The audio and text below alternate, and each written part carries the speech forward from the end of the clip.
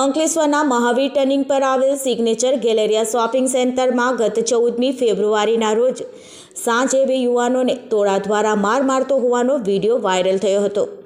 ત્યારે ફરી એકવાર આ જ કોમ્પ્લેક્સમાં મારામારીનો વધુ એક વિડીયો વાયરલ થઈ રહ્યો છે, જેમાં બે યુવાનો મળી અન્ય એક યુવાનને માર મારી રહ્યા છે। છૂટા હાથની મારામારીમાં કેટલાક અન્ય યુવાનો પણ આસપાસ નજરે પડી રહ્યા છે। ત્યારે સિગ્નેચર ગેલેરિયા કોમ્પ્લેક્સ અસામાજિક તત્વનો અડ્ડો બનતું જતું હોય તેવું લાગી રહ્યું છે। અસામાજિક તત્વોમાં જાણે પોલીસનો ખોફ જ નથી રહ્યો તેમ જાહેરમાં મારામારી કરી રહ્યા છે, જેના કારણે સામાન્ય લોકો અસલામતીનો અનુભવ કરે છે।